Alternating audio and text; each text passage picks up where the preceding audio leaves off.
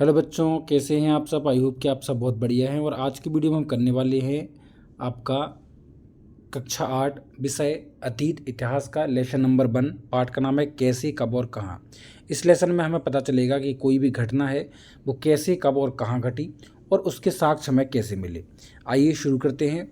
औपनिवेशिक शासन से संबंधित है जब अंग्रेजों का हमारे भारत पर शासन था। यह जो लेसन है इसमें जो भी आपके क्वेश्चन आंसर किताब के होंगे उन्हीं को हम एक्सप्लेन करेंगे, उन्हीं को लिखवाएंगे, उन्हीं को समझाएंगे।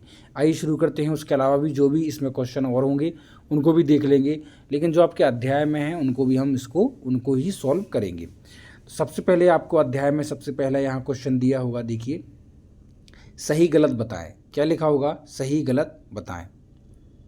सही गलत में सबसे पहला है कि जेम्स मिल ने भारतीय इतिहास को हिंदू, मुस्लिम और ईसाई 3 खंडों में बांट दिया था। तो यह जो है बिल्कुल गलत है, यह बिल्कुल गलत है। दूसरा है, सरकारी दस्तावेज़ों से हमें ये समझने में मदद मिलती है कि आम लोग क्या सोचते हैं। तो यह जो आंसर है यह भी बिल्कुल आपका गलत है।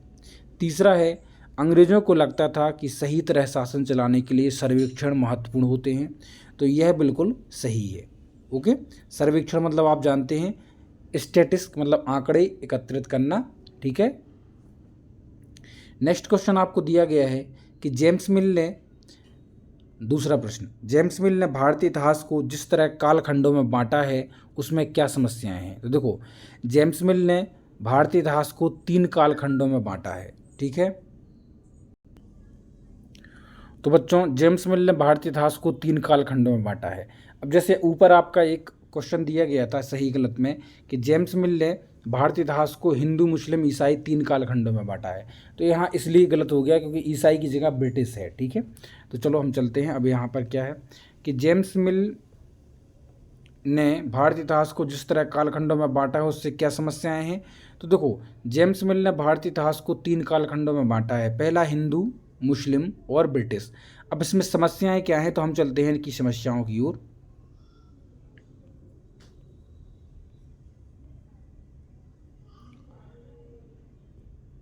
तो बच्चों, पहली समस्या है कि किसी भी युग को केवल उस समय के शासकों के धर्म के हिसाब से कालखंडों को नहीं बांटा जा सकता। मतलब इसमें जैसे बांटा गया है कि उस युग में जो भी राजा महाराजा शासन करते थे या जो भी धर्म के हिसाब से उसमें बांट दिया था, यह बिल्कुल गलत है। दूसरा है, वे दर्शाना चाहते थे कि ब्रिटिश शासन से पहले भारत जाति धर्म के नाम पर बांटा था। यह भी बिल्कुल गलत है। तीसरा है, जबकि प्राचीन युग के शासकों का कोई धर्म था ही नहीं। ठीक है। तो यह जो 3 समस्याएं हैं इसके बारे में आपको मैंने बता दिया। नेक्स्ट क्वेश्चन है, अंग्रेजों ने सरकारी दस्तावेजों को किस तरह सुरक्षित रखा। तो इसका सही आंसर हो जाएगा कि अंग्रेजों ने दस्तावेजों को संग्रहालय और अभिलेखागार बनाकर सुरक्षित रखा। संग्रहालय मतलब आप इंग्लिश में म्यूजियम बोल सकते हैं, जो आज भी कई चीज़ें वहाँ पर सुरक्षित हैं पुराने ज़माने की। अभिलेखागार मतलब अभिलेख, जो पुराने ज़माने में जो अभिलेख लिखे हुए हैं उनको सुरक्षित करके रखा जाता है। ठीक है। तीसरा प्रश्न है, इतिहासकार पुराने अखबारों से जो जानकारी जुटाते हैं वह पुलिस की रिपोर्ट में उपलब्ध जानकारी से किस तरह अलग होती है। अब यहाँ कहने का मतलब ये है कि जो इतिहासकार होते हैं उनकी जानकारी और पुलिस की जो रिपोर्ट है उनकी जानकारी में क्या अंतर है। तो देखो, पुराने अखबारों में जो जानकारियाँ होती थीं वे सच्ची और सटीक होती थीं, जबकि पुलिस की रिपोर्ट झूठी होती थी। ठीक है। अब क्यों झूठी होती थी? क्योंकि यहाँ पर किसका शासन था? यहाँ पर अंग्रेज़ों का शासन था और अंग्रेज़ों की ही पुलिस थी, तो वो अपने अनुसार ही रिपोर्ट दर्ज करते थे। ठीक है। तो अंग्रेजी शासन में पुलिस अंग्रेज़ों के कहने पर झूठी रिपोर्ट दर्ज करती थी जिसका विश्वास नहीं किया जा सकता, जबकि अखबारों और जानकारियों सच्ची रिपोर्ट पर आधारित थीं। अखबारें स्वतंत्र रूप से घटनाओं को लिखती थीं। यह जो है आपका सही आंसर हो जाएगा। अब यह जो है जितने भी चैप्टर में क्वेश्चन आंसर थे वो मैंने कवर करा दिए। अब थोड़े और अपन कुछ लघु उत्तरीय प्रश्न देख लेते हैं जो आपकी परीक्षा के लिए बहुत ही महत्वपूर्ण है। जैसे यहाँ पर दिए गए हैं, पहला क्वेश्चन है कि रॉबर्ट क्लाइव ने किस व्यक्ति को हिंदुस्तान का नक्शा तैयार करने का जिम्मा सौंपा। तो इसका सही आंसर हो जाएगा रेनेल। क्या हो जाएगा? रेनेल। दूसरा प्रश्न है, इतिहास में किन घटनाओं के लिए तिथियां महत्वपूर्ण हैं। तो इतिहास में निम्न घटनाओं के लिए तिथियां महत्वपूर्ण हैं, जैसे राजा को कब ताज पहनाया गया, ठीक है, यह तिथि इतिहास में दर्ज है ना।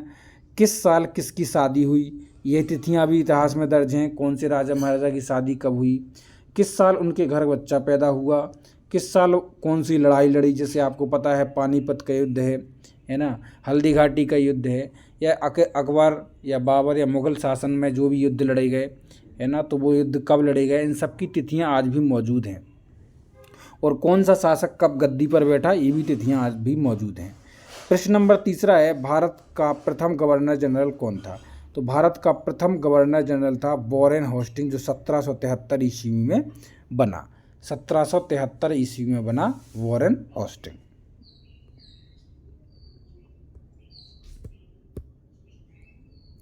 भारत का आखिरी वायसराय कौन था। तो भारत का आखिरी वायसराय था लॉर्ड माउंटबेटन। यह भारत की आज़ादी के समय भी थे, 1947 में जब भारत आज़ाद हुआ और भारत पाकिस्तान का बंटवारा हुआ, तब यही भारत के वायसराय थे। जेम्स मिल कौन थे। तो जेम्स मिल स्कॉटलैंड का एक अर्थशास्त्री था, ठीक है, इकोनॉमिस्ट और राजनीतिक दार्शनिक भी था। उसने ए हिस्ट्री ऑफ ब्रिटिश इंडिया नामक एक किताब भी लिखी जेम्स मिल ने। जेम्स मिल ने भारतीय इतिहास को कितने कालखंडों में बांटा। तो 3 कालखंडों में बांटा है जेम्स मिल ने, एक हिंदू, मुस्लिम और ब्रिटिश, ठीक है।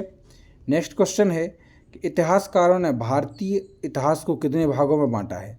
अब इतिहासकारों ने जो है भारतीय इतिहास को 3 भागों में बांटा है, ठीक है।